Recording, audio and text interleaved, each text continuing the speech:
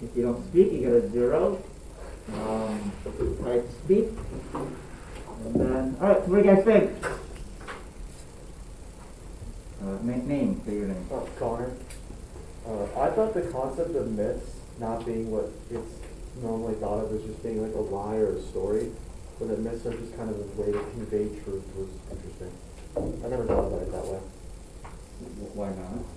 I always thought of myths as being stuff like, dragons and knights and that kind of stuff. Like, it just doesn't seem plausible. But the fact that it's just a story that really conveys the base reality of it. Mm-hmm. Good. Name? Sebastian. So one of the things I found most interesting was this argument or this perspective that atheism is a narrow philosophy. It's very limiting, and how you compare that to the jail cell. So we have the ability to think beyond that. And that sort of sense a lot of times with people who are atheists, who are very proud of their views, that they think people who believe in things they can't see are basically idiots who have no evidence or whatever. But I definitely agree with the point that we have the ability to reason beyond what we can feel with our senses and see with them. Mm-hmm. My name is Noah. Noah speaking. I would say that there is a fallacy in the argument that because you can imagine something or think of something, that therefore it even has the likelihood of being true. For example, I could imagine a unicorn. There is projection when you talk about the narrow philosophy, because I would have to say that gods and magic are the most simple of explanations, and the reason why materialists are limiting the universe or anything to the bounds that we have right now is because that is all that can be demonstrated to exist, and because it works. Things. I don't understand. What did you say? Say that again? I said the naturalists keeping things within the bounds of the universe and not saying anything about whether there is an outside to the universe or not is because that's all that can be demonstrated to exist. And also because it has the scientific naturalism works. It works in modern society in just about every way that has rendered every belief in superstition and magic rapidly inane. Mm-hmm. I was also like Sebastian. Name. Sorry, my name's Andrew. I was also really interested in the point of materialism is prison, and I always thought of it as that kind of way too, but not just like as a means of thinking about Catholicism, but just as a means of thinking about everything. I enjoy the thought of using myths as a way to escape the prison, or using stories as a way to escape from materialist views. Yep. So let's see, my name is Sebastian again. So going off of what Noah said, so I don't agree with Noah because I do think that the evidence lies in the science of theology. It's something that when you observe the supernatural, you're not using purely natural means. I mean, you can see the effects in the natural world, but ultimately, some things you can't detect with your five senses, and I do think that because we have the ability to reason, we can come to the conclusion that of things we can't see or things we can't feel or experience with our five senses. And I think that kind of has to do with, I think when Tolkien talked about how we have the ability to make myths, he's basically saying we have the ability to imagine things that are beyond the prison of our senses. So that's kind of what I thought about that. No, again, I would have to disagree with what we just said because you talk about, what did you say about you said the materials in prison? I would have to say the analogy is weak because at least a prisoner who is in a prison has evidence that there is an outside. We don't have evidence of the outside of the universe or whether that even makes any sense under our current models. And I stress again, the ability for you to imagine something or come up with something doesn't point to the truth of it. I gave the example of a unicorn. I can imagine all day long wherever I want, but if I can't demonstrate that there is any kind of reality between what goes on in my head and what actually is in reality, then I'm just speculating. It's meaningless. Name? Connor? Well, you imagine a unicorn. I've never seen a spaceship in my life. How do I know it's real? How do I really know we've ever been to space? You seen the space shuttle? I have not. I see pictures, but how do I know it's real? We've seen pictures of unicorns, so how do you know it's not real? Because you can actually go to a museum and see actual space hardware that is flown. How do I know it's fun? I've never seen it fly. How do you I've can seen go to some Cape channels, Canaveral and doesn't watch a mean it's rocket fly. launch? Just because we say we did it, how do I know if I haven't seen it with my own eyes? Because just because you cannot see something. See, we have this thing in science, it's independent confirmation, where what happens is you go out and people try to disprove what you say, and you give them your methodology and all that, and if it's not just, oh, I saw something, therefore it must be true, and it's not just because I haven't seen something doesn't mean it's false. What I'm saying is you have a reliable track record for things like the space shuttle program. They're well documented. For like the myths or the Bible or any holy book, you have very conflicting accounts from people all over the world. For example, if you go to India, God is Vishnu or Brahma. And if you go to, let's say, Indonesia, God might be Allah. And if you go to Jerusalem, God might be Yahweh. It's not like in science, it's not regional. The dinosaurs didn't get killed by alien spaceships in Russia and get killed by a meteorite in America. There is a uniform way of explaining what happens, and it's not based on whatever people did in our early superstitious past. And I would say psychological evidence, modern psychological evidence, points back that just about everybody beyond 5,000, about maybe 5,000 BC and before, had partially developed brains and were prone to being schizophrenic all the time. So that might explain the origin of gods and stuff You like don't know that. that. I have a psychologist I can cite. So I have another psychologist I can cite there. That's not a fact. So. That is a fact. No, it's not. It's a fact that It's a fact that religious experience comes from. No, I didn't say that. I said in the past, schizophrenic and partially developed brains might have been a cause for some experiences. But We you know know what that causes religious belief. I didn't say it caused words. I said it could be the cause. Okay.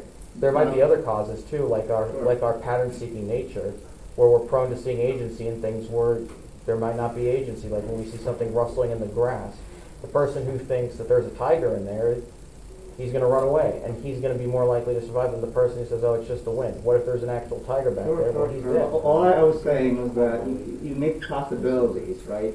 Yeah. None of the things that you said so far disregards the religious belief as true, right? Mark. Yeah, Tolkien mentioned that not believing in God or myths or any of that is a narrow philosophy. I disagree wholeheartedly. I think it's a very, very complex philosophy. The reason he's calling it narrow is because it's entirely based in facts and not faith or feelings or anything like that. And I just think he's talking completely metaphysically, which makes sense because he's religious, but he's calling it narrow, which is not true. It's like it's really, really complex, actually. Hi. What I found interesting was when he said they put us in a prison with four walls, don't want us to see beyond that. It's kind of like society tells us to act a certain way, think a certain way, when really it's like we can do whatever we want sometimes. Good. Joanna? We were talking about this like a while ago, but I was gonna say when they were talking about how like you can't see God, so like why would you believe in him? It's like you can't see certain things, but you can see the effects of it. So like gravity, like you can't look and see gravity, but like you see the effects of it in the world. But that's not gravity. You see the effects of Gravity is the label we put on this. Sorry, she Exactly. said the effects of, The that's effects the of effect gravity. of gravity. Yes. We don't know what gravity Can it is be yet. I can do it anywhere on planet Earth and get the same result. I'm sorry. What she said, though, first of all, you can't criticize somebody. What she says was clear. The effects of Yes. gravity is something you see. But we don't know what gravity is yet. We don't know every single deep little. We don't know detail what about it's it. yet. That's a scientific Right Gravity now- is a label. It's not like a thing existing out in outer space. Like you can go find it. It's just Nobody's a label. denying that there is gravity, I right? didn't. No, I'm saying what you're implying that there's like some grand nature. Gravity is just a label we put on this. No, but we don't know what it That's is. God, though. It is So, a, so we it don't is a know it yet. phenomenon. I'm not saying anything else. That's not what I'm saying. It's not controversial. What I'm saying is that we don't know it yet. We see the effects of it. Yes. That's what he said. Yes. That's all I he agree said. with that. Right. Okay. What I found was very interesting, at least for this video, is that we create stories and myths because God is the ultimate storyteller. We are a part of his story. Everybody is a part of his story. How do you know Even that? throughout history. How do you know that?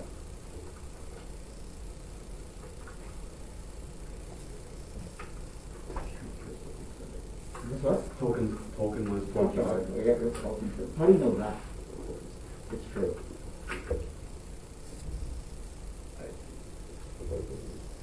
Yeah. No, you can think about it. No. Is it John? Is it John first? John. There was a point that Folk made that I thought was kind of interesting, where he said that imagination is God's image within us.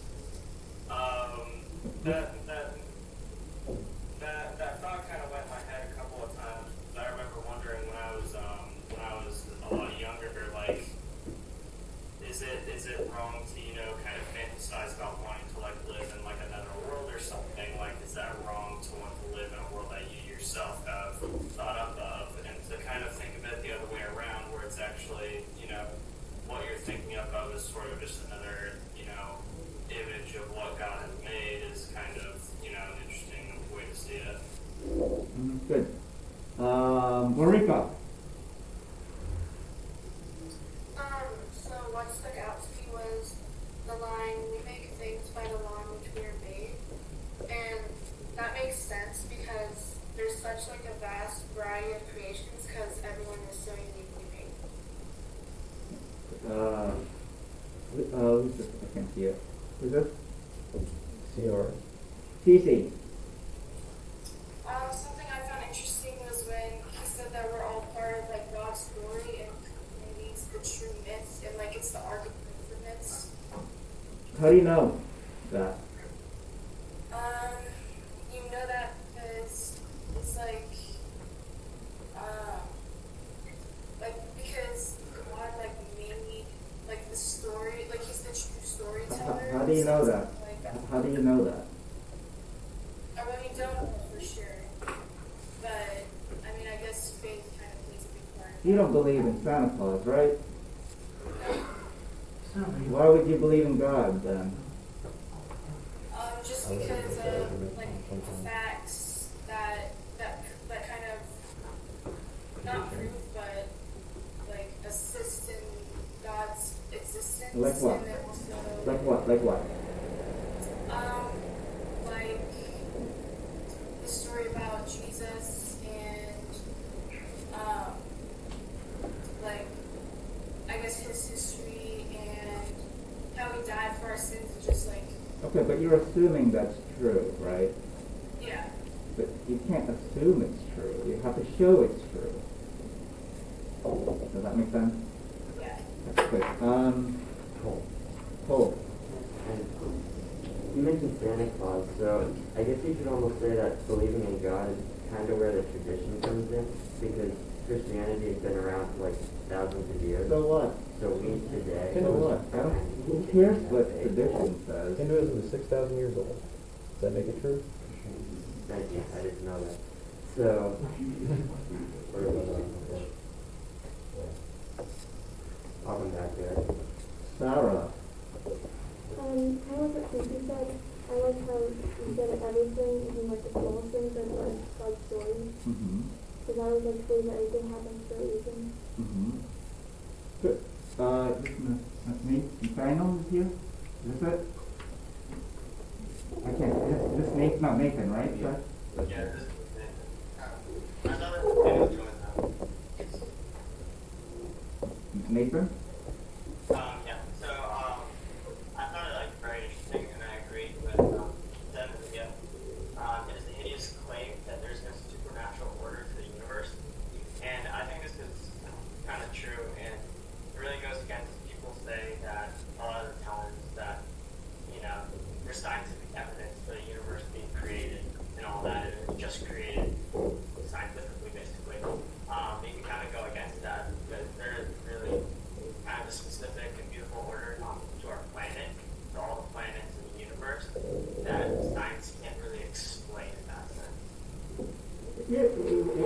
Give me an example.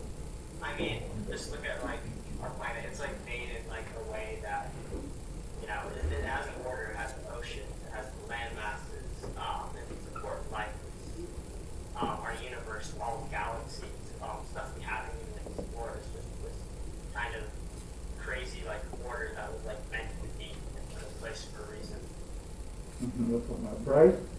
I just want to say I think what he said there is pretty important because he mentioned the word crazy order to everything, and a whole idea of the universe is that entropy is increasing. So chaos and like randomness is always an increasing factor in the universe's existence. So how can we necessarily disprove that the universe was just created based on pure chance?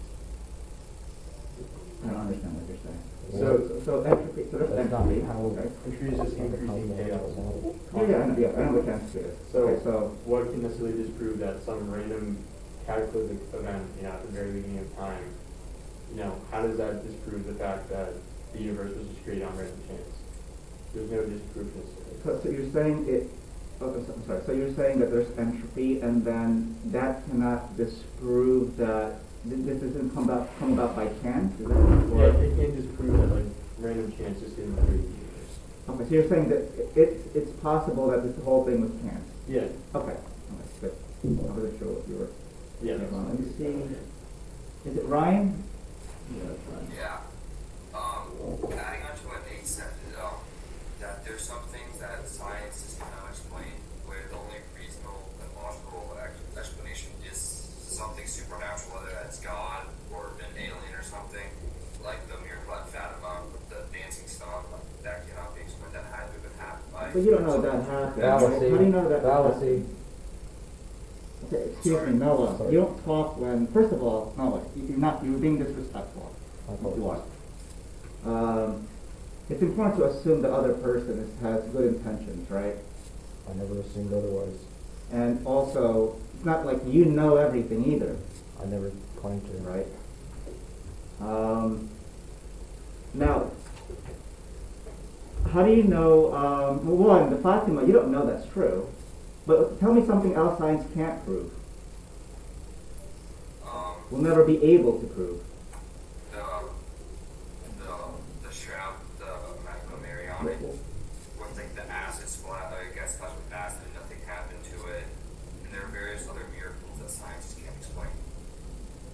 It doesn't prove God, but it proves that something out there is supernatural and out of this world.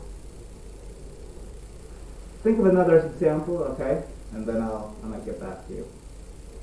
Dylan. Okay, so I actually have like a question concerning the video. Right. So, there was like a comment that like said like God is the storyteller. In fact, He is the storyteller. We tell our stories with words. He tells his story with history. Right. What was the question? So the question is like, I really stumbled on this one because I've never really thought of God as a storyteller. But it's like we get like our evidence of Him like through scripture. Mm-hmm. Well, that could be one way, right? But you have to show that is evidence. You have to, right? Okay. We got William? Next. William. And then Kyle. Yeah. Yeah. So a little while ago, someone said that like if you can't see something, then it's hard to believe in, and I have to agree with that because that's like the whole premise of what faith is.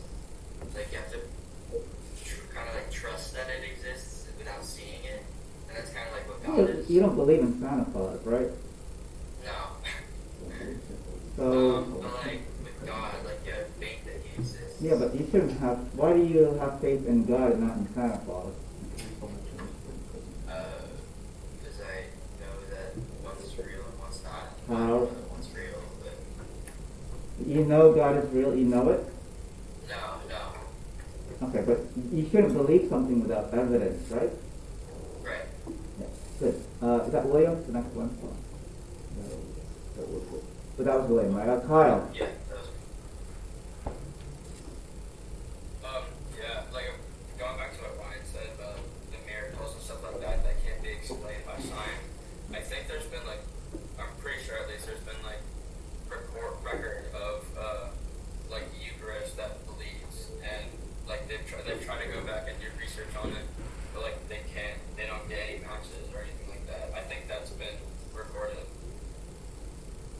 Yeah, you're almost close to, I mean, yeah, I don't know.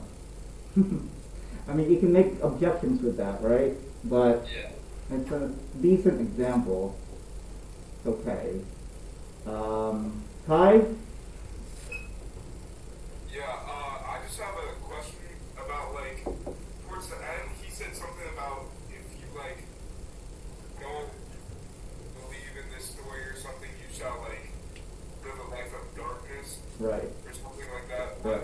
What does he exactly mean by that? Like, What do you think? Well, in the beginning, he was talking about what? A prison, right?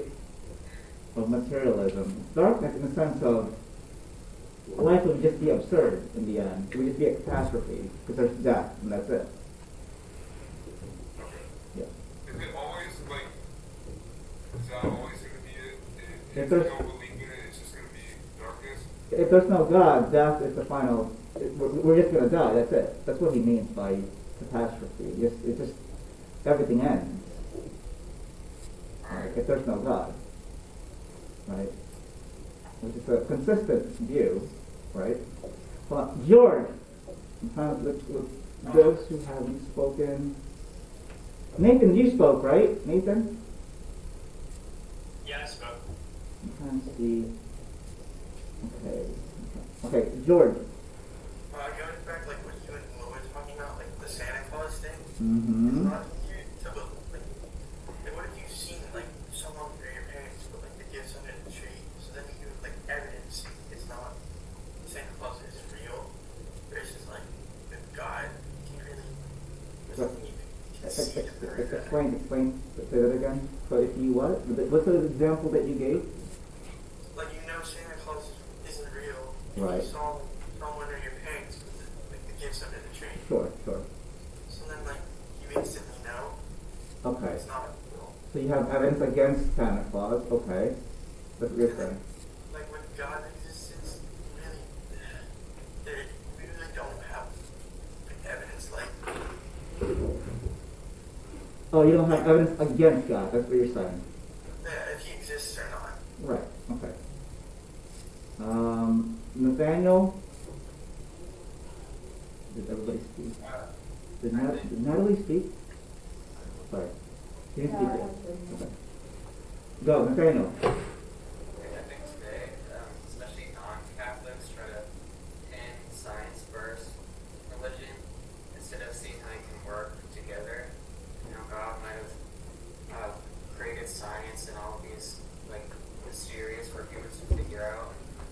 Instead of all seeing like one versus the other, I think God is one of His creations. Why should you think they go together?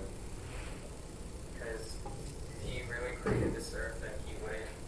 I don't think He would make one of His creations would be some problematic like study that Catholics couldn't follow or believe in. Burke.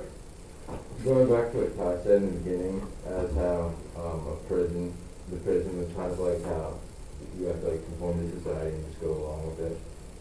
In the video, he also mentioned how because we were created in that imagination is God's image on us. How do you know that? Okay, no, it's fine. In the video. Good. Natalia. So I think I brought it up earlier. I would say that like without God, there's like rejection and like darkness and stuff. Yes, So- it's true. Right, but So? then like God brings like light. If and, he like- exists, Yeah, exactly. So like. if he exists. Right, if he exists. But you want to say he does exist, right? Right. Sure, I can say it's dark. Life would be dark in the sense of everything ends. Yeah, So what? Like everyone who like believes in God, like they all kind of come to the same conclusion where like their life is like even darkness. Like Sure. So what? Yeah. Okay. What's wrong with that? I mean, there's nothing wrong with that. I'm just saying like the fact. Isn't that, this wrong with that? Nothing wrong with that? I mean, there is, but the fact that so many people who do believe in God, like all say like the same thing, like that has to mean that he's real. If that makes sense. You think that makes sense? Well, yeah, I mean, if So everyone believes the same thing, then there has to be some truth behind it. Why? Because it's impossible for everyone to, like, believe the same thing and then it not be real. I mean, well, one, not everybody believes the same thing. Exactly, that's what I'm saying. Like, what I'm saying is, so many people believe in God. So, like, there has to be, like, some truth behind that. So if everybody believes somehow aliens exist, there must be aliens. Maybe. I mean, if everyone believes in that, then there has to be, like, some, like, Well, that doesn't story. follow, right? Just because you believe X, it doesn't mean, like, the truth of a claim doesn't depend on how many people believe in it. But it, like, supports the faith. In what way? Tell me what way it's supposed to be. You might have a point. I'm not buying yet, but give me how it would support it. Because, I mean, okay, the resurrection, for example. Well, So many people, like, there have been so many witnesses that, like, claimed that. it could be a mass hysteria. But this just doesn't make any sense. It doesn't make sense, but it could be mass hysteria. Well, then it could be, and we're all crazy. Maybe. No, but you might have something, right? You might have, I mean, you have to formulate the argument over that. But not. Okay. Joanna! What you were saying about the mass hysteria, I know, like, we had to watch this movie, I think, like, sophomore year, like, The Case for Christ, and it was this, like, skeptic, like, went and tried to prove that the resurrection wasn't real, and he ended up proving that it was, and he became a Christian, and pretty much he, like, went to, like, a university psychologist. Sure. I get it. Yeah. And then, what's the point? And she said that, like, mass hysteria would be more of a miracle than the actual resurrection because of how many people, like, believed it. And also, like, if people were, like, believed in it so deeply, like, that kind of proved... No, like, it doesn't. But that they would die for their faith. Muslims die for their faith.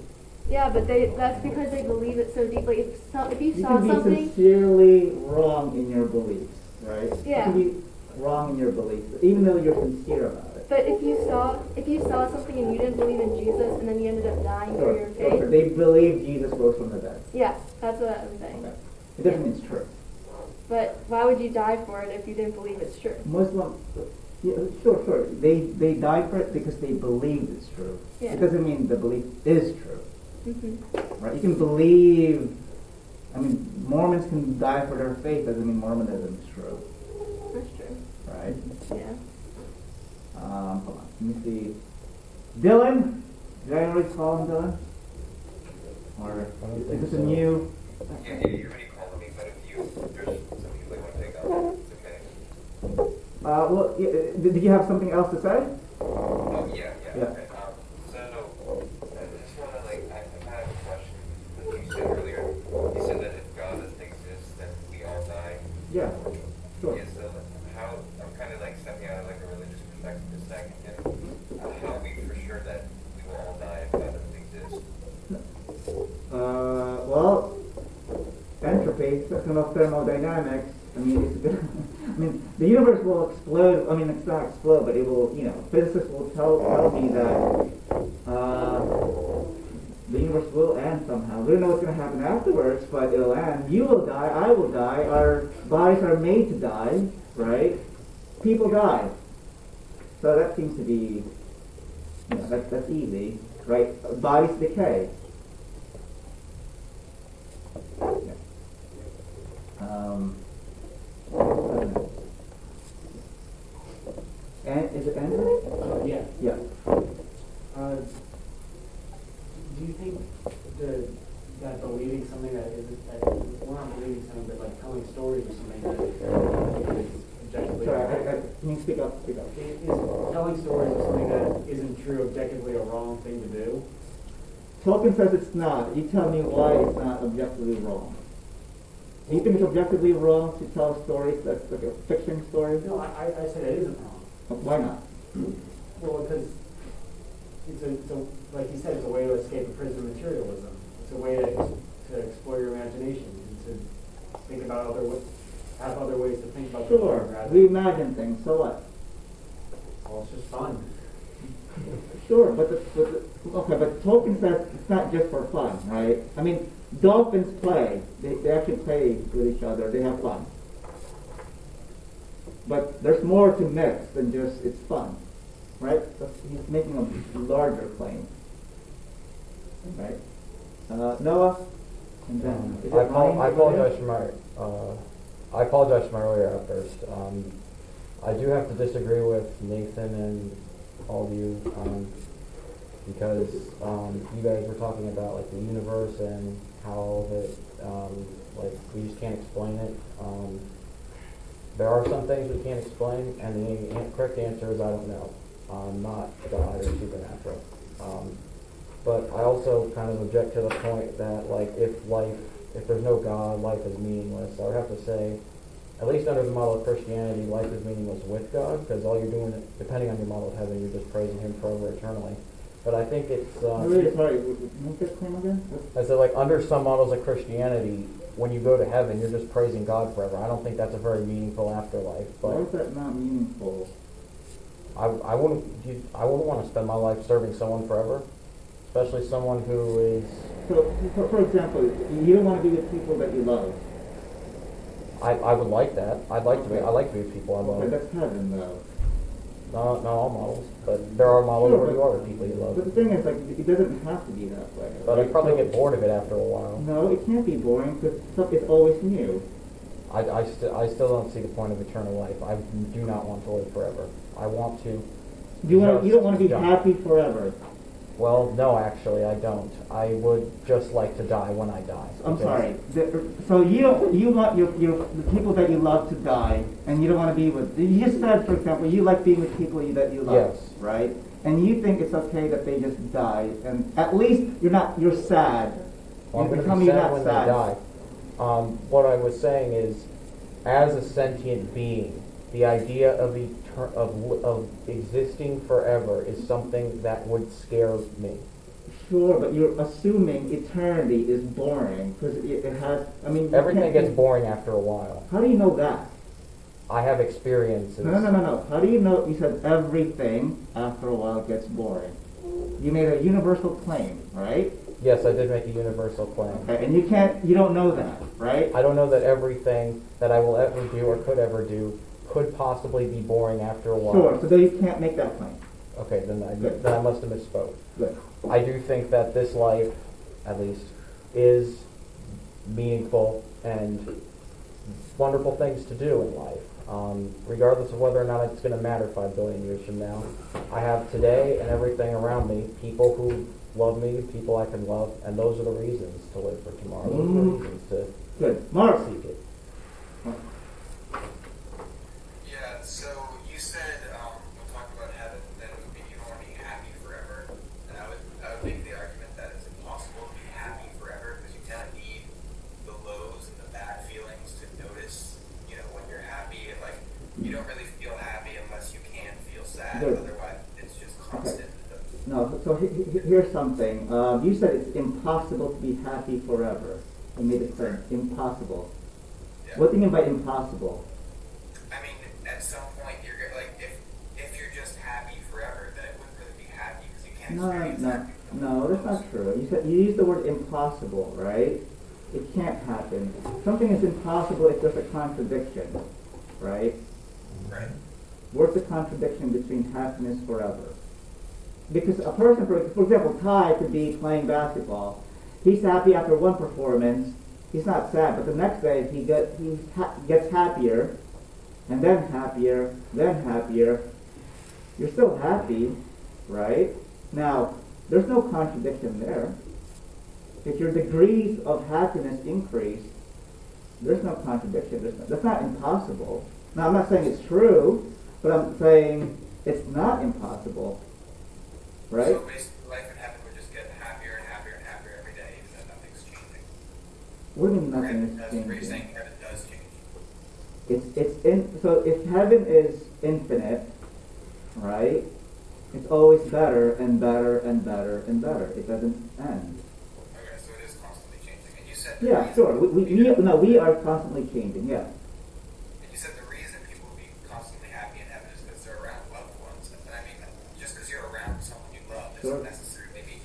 Sure, I agree, but, No one in quarantine can honestly say that sure, it can. Everyone loves their family, but no one can say that it sure, can be. but God is infinite, right? Okay. And if He's the one that you really want in the end, and your desire always increases when you see Him, right? If you, for example, there's someone that you love, not just, oh God, my family member. Sometimes you don't love your family members, right? But someone that you actually love. You want to be with that person over and over again. If God is infinite, I can see why life would always be better, right? At least you can say it's a possibility. It's not impossible. That's all I was saying. I'm not saying any truth claims. I'm not saying it's true. All I'm saying it's not impossible, right? Yeah. Right? Good. Is it? Yeah. So Noah said that life in religion is meaningless and it's all about just serving God. Then wouldn't that mean that any life at all is meaningless? Because you're always serving at some point. You're serving yourself. As a kid, you serve your parents. If you get married, you serve your spouse. Working a job, you're serving your boss. Life in its entirety is serving. So Yes. wouldn't that mean that just life in general is meaningless? No. I do need to make a distinction when we're talking about praising a being who is in description almost like a celestial dictator. That would be meaningless. Serving people that one I can show exist, and people that actually do have benefits in my life, people who I can count on, and just the humanity in general. That does give meaning. But serving somebody infinite who doesn't have any use for my praise, or doesn't have a reason for me to praise him, it's not like he needs it. I would have to say that's meaningless. I wouldn't just worship, like, for example, the dictator of North Korea, even if I lived in his country all day. I wouldn't. Bryce. I gotta say, to a degree, I do kind of agree with where Noah's going with this, because when you have some sort of servile connection to someone and you're say you're like serving someone on Earth and you're helping them out, you can see the effects, positive outcomes that you get from serving that person, and you can also see the negative outcomes that you might get from serving someone. But when it's like, as you said, like a celestial being or like a god, you don't necessarily always see outcomes apparent or evident. What did you think outcomes is what matters in serving? Well, why else would you serve anything? For example, if you love somebody, right, and for example, maybe just give a rose out of your pure generosity, right? It doesn't have to be the outcome per se. I mean, by outcome, I mean like what the person feels or something, right? Yeah. Sometimes it's good just because you do it. Right. Right? So it's not just you see the outcome, oh wow, I mean, maybe God is happy when you serve Him. And He does serve you too, right? But how will we ever know that God's happy because we're serving Him? Because you know, for example, from experience, when you receive love, you're happy. The one that you love. If you receive love from the one that you love, you're happy. Right. Right? So, if He loves you and He receives love from you, He would be happy. Right? I mean, yeah, I guess, but that's going to say that God for sure exists. Sure. I'm not saying, I didn't make Right, it, yeah, all I'm saying is that it's praising somebody per se, it's not necessarily a bad thing. Now, if your concept of God is a dictator, sure, but He doesn't have to be a dictator. Right. Just because He's all-knowing, He's all-powerful. And just even if He commands something, it doesn't mean He's a dictator either.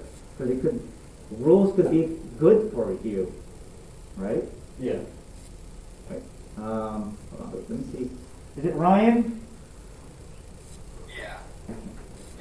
Dylan was saying something earlier, and it said in the video that God is a storyteller, and Dylan started distributing. Dylan said he had never really seen God as a storyteller before, and I don't have to agree with that. I never really saw that. But as I thought about it, I realized that the Bible, which God inspired the writers of through the Holy Spirit, is a story. It's a story of His life, a story of Moses. It's a story of Why do you think him being a storyteller is a good thing? Shouldn't you write your own story?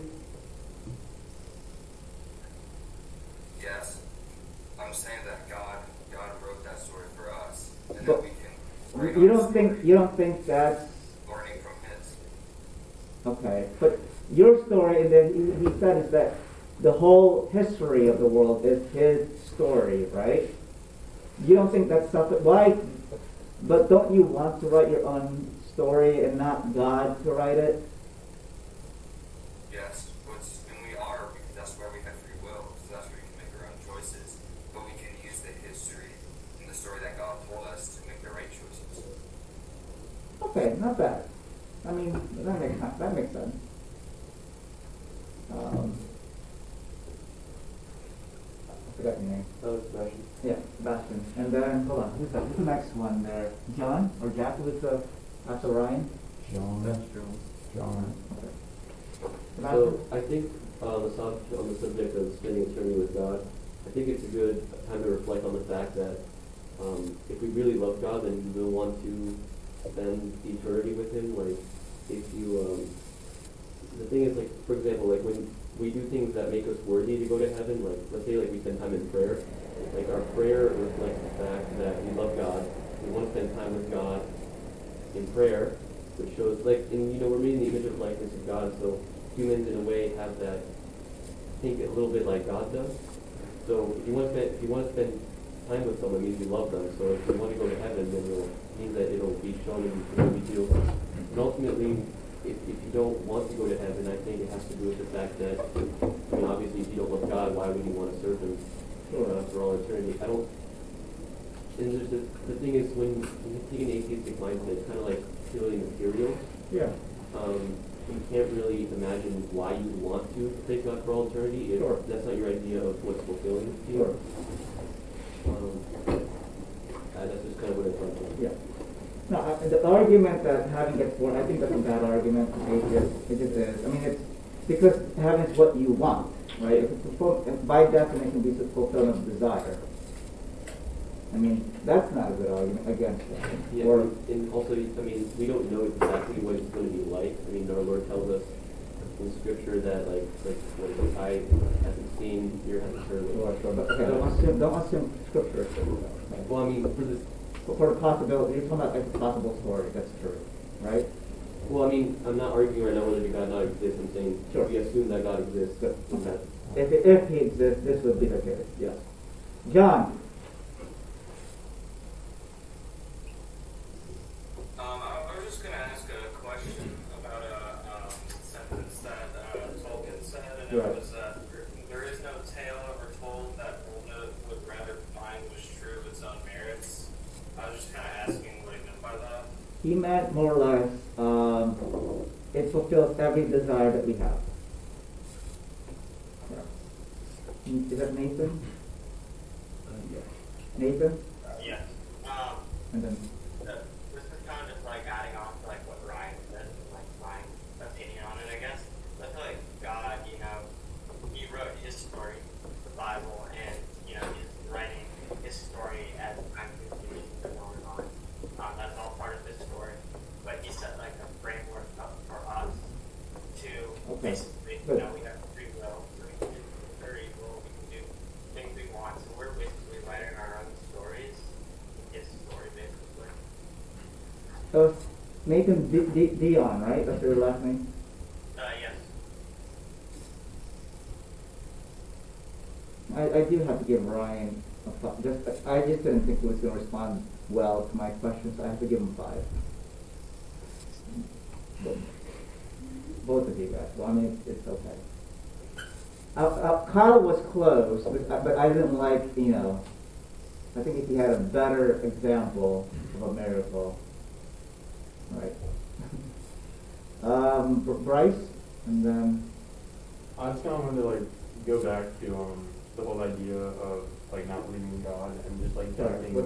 I just want to go back to God being say God's not real, and we just all die and that's the end of it. Yeah. But what's there to fear in that? Because if when we die, we just cease to exist. Yeah. There's nothing afterwards. Isn't that just inherently peaceful? There's nothing to worry about. It's There's not nothing peaceful. to gain. There's nothing to lose. Peaceful. Okay, so you want to say this. Peaceful means it's an experience. You're not experiencing anything when you're dead, right? So it's not peaceful per se. Does that make sense? Yeah. So Okay. it's like before you're even born, you don't even exist at all. You Sure, cease sure, sure. to exist completely. Yeah. Well, there can't be any darkness or fear in that idea because you can't experience it. Tell me about the things that you fear. Don't you fear? What do you fear in life? I don't know. Failure. Why? Because I want to be successful in life while I'm Good, here. good. So you fear something that goes against your desire, right? Right. So death is something we fear because it goes against our desire to live or to be happy forever. Right? I mean, we, at least, not that it's true, but to be happy forever. I mean, I don't know, unless even those who would rather die, they think it's the best for them, right? Right. So you're always wanting the best. Like, so happiness, for example, I mean, you might say, yeah, it doesn't exist, but you want it to exist. I mean, you would rather be happy than not. But if you're not happy, you're implying that you're sad or there's some sort of fear or anxiety that you're experiencing. You don't, if there's no God after death and you just cease to exist, there's nothing. Sure, but I'm saying that you would rather be happy than not, right? In life, yes.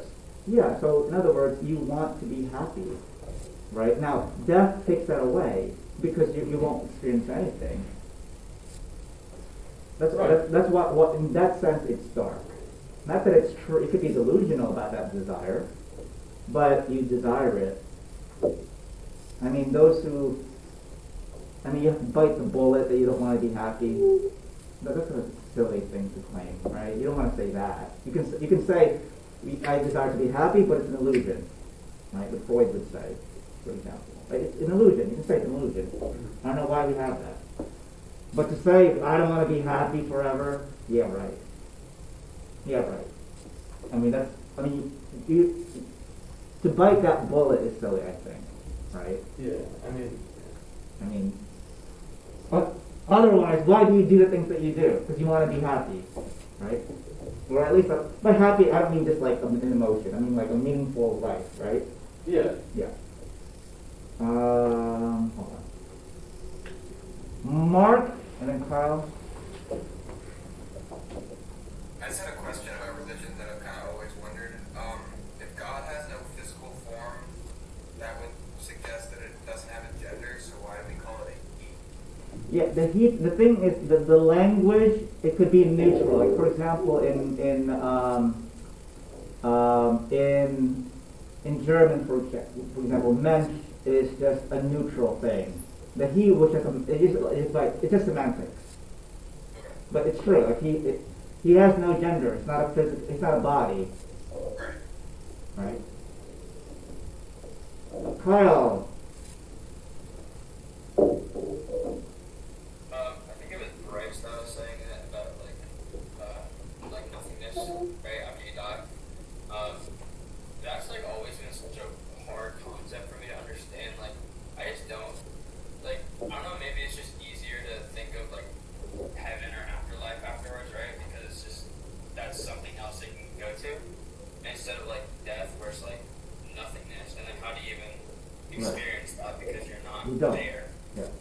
Right? So I don't know if that's just me, but that's always been such like so much harder of a concept to understand than like the afterlife or whatever. Like No, I don't think it's hard. Why is it harder? Like you didn't exist 20 years ago. Right, exactly. And like I don't know, because for us it's like I don't know. I really don't know how to explain it well, but like it's so hard for me to understand that, or like just to grab the concept of, or grasp, I mean, of I guess just nothingness afterwards. I don't know. I really don't know how to explain it, but I think what you mean is after living to explain nothingness, right? That's maybe what you're saying. Yeah. Maybe, but I'm not sure. Andrew? I have a lot of questions. Okay, ask them. One is, how do we know that there aren't like multiple deities in the world, like multiple gods or multiple? Sure. I mean, the best way to say the simplest explanation is the best explanation. So you only need one. Okay. Okay. Yeah, Next one.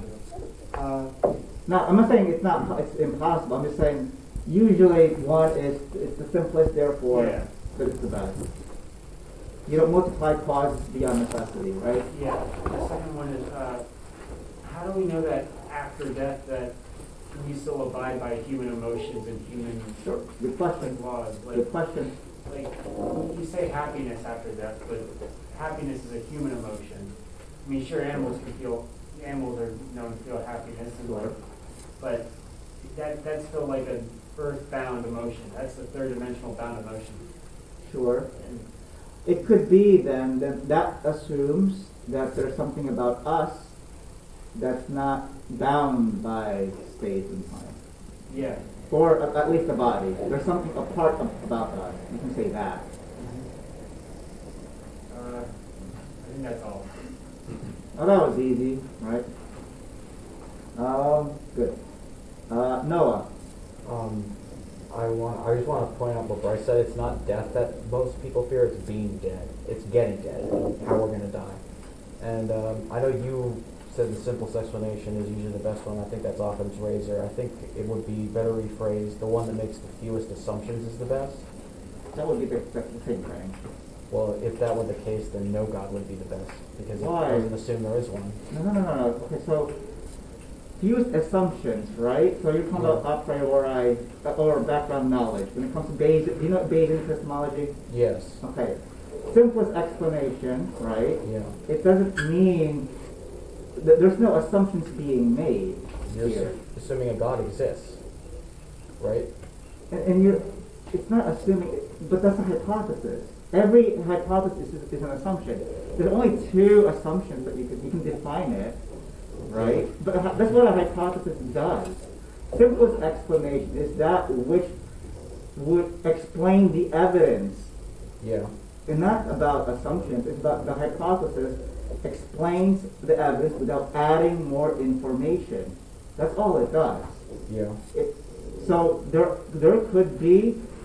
I didn't make the claim God is the simplest explanation. All I'm saying is one God is better than, say, or to explain the universe, you only need one.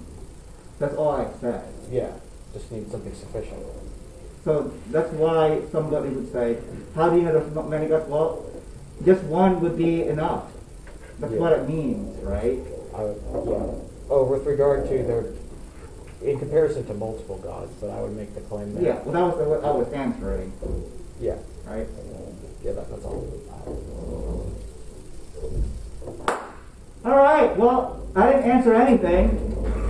I don't think you guys came to a conclusion yet. So we'll talk about this more in a couple of days. The point is, start thinking about this. I don't get homework, but if you do research, for example, which some of my students have done, you can apply.